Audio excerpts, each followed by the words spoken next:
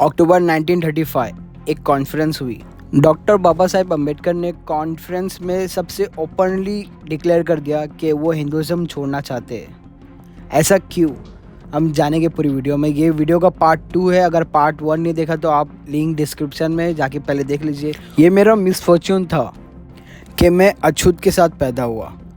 हालांकि मेरे पैदा होने में मेरा कोई दोस्त नहीं, लेकिन ये ज़रूर मेरे पावर में है कि मैं हिंदू रहते हुए नहीं मरने वाला।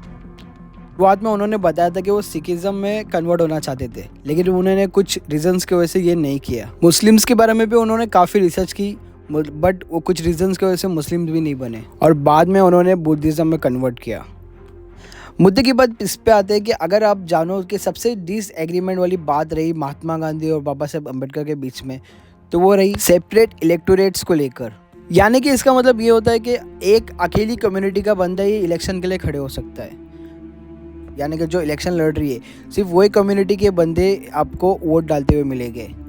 आज के टाइम पे क्या होता है, अलग अलग कॉन्स्टिट्यूंसीज होती है और अलग अलग कॉन्स्टिट्यूंसीज के लोग अपने एमपी के लिए वोट डालते हैं, लेकिन सेपरेट इलेक्टोरेट्स में अलग होता था। यानी कि कोई सिख, क्रिश्चियन या मुस्लिम हो तो इसके हिसाब से सिख में सिर्फ सिख वाले लोग वोट डालेंगे, मुस्लिम से तो मुस्लिम लोग वोट डालेंगे, हिंदू है तो सिर्फ हिंदू लोग वोट डालेंगे। दोस्तों, शायद ही आपको ये बात पता होगी, ब्रिटिश राज जब था 1909 में, तब ब्रिटिश इंडिया जब रूल करती थी, यहाँ पे मुस्लिम्स को सेपरेट इलेक्टोरेट्स दिए थे इंडिया में। फिर उसके बाद क्रिश्चियंस को और भी जो अलग जाति थी हिंदू के अलावा, उनको भी अपने इलेक्टोरेट्स मिले। अगर मुद्दा समझे तो मुद्दा ये आता है कि डॉक्टर बाबा साहेब अम्बेडकर भी चाहते थे अपने लिए सेपरेट इलेक्टोरेट्स, यानी कि दलित को भी अपना राइट मिले, बट गांधी जी इसके सख्त अगेंस्ट थे। 1931 में राउंड टेबल कॉन्फ्रेंस हुई लंदन में। वहाँ पर गांधी जी ने जाके अपनी डिमांड्स रखी।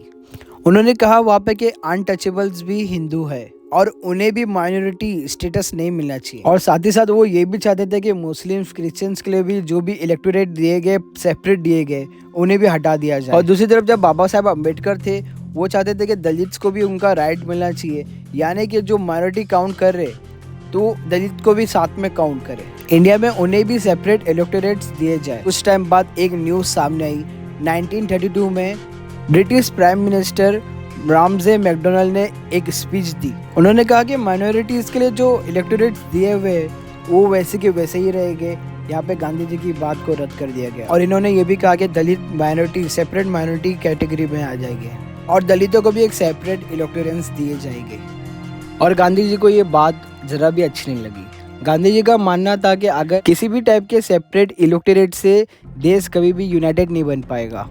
गांधी जी ने यहाँ पे एक भूख हड़ताल कर दी, यानी कि जब तक गांधी जी की बात मानी नहीं जाएगी, ये इलेक्टोरेट्स वाली सिस्टम को हटाया नहीं जाएगा, जब तक गांधी जी कुछ खाना पानी नहीं खाएंगे, आंदोलन पे जैसे धरने पे बैठते वैसा बैठेंगे।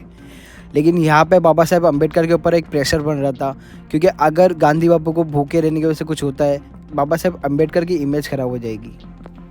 बाबा साहेब अम्बेडकर ने और गांधी जी ने मिलकर एक बहुत बड़ा एक फ़ैसला किया। बाबा साहेब अम्बेडकर और गांधी जी ने एक मिलकर एक ऐसा फ़ैसला किया कि ये सब एक टीम बनेगी, यानी कि एक जॉइंट इलेक्टोरेट का एक सिस्टम बनेगा। यानी कि इसके ऊपर इस तरीके से बताया गया है कि अगर जैसे कि पहले कोई एक कम्युनिटी का बंदा इलेक्शन में खड़ा हो रहा है तो उसको सपोर्ट खाली उसकी कम्युनिटी के बंदे करेंगे।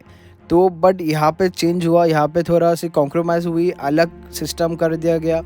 जैसे कि अभी समझो कोई नेता खड़े है हिंदू, तो उसको सिख, क्रिश्चियन और पंजाबी और मुस्लिम ये सब मिलके वोट कर सकते। पहले सिर्फ जैसे कि अगर सिख खड़ा होता था तो उसको सिख कम्युनिटी ही सिर्फ सपोर्ट करेगी, उसके अलावा कोई उसको सपोर्ट नहीं कर सकता था। पहले ऐसा था, अब हर कोई उसको सपोर्ट करने के लिए खड़ा रहेगा, हर कोई इलेक्शन में सपोर्ट देगा, यानी कि हर कोई वोट डालेगा अपनी पसंद के, कोई भी वो जाति धर्म को अपनी पसंद वाले को वोट देगा। उम्मीद करता हूँ कि आप लोगों को ये वीडियो अच्छा लगा होगा। ये इन्फॉर्मेटिव वीडियो अगर आपको अच्छा लगा तो प्लीज़ एक लाइक कर दीजिएगा और शेयर करिए अपने दोस्तों के साथ। मिलते हैं अगली वीडियो में। Bye bye, take care.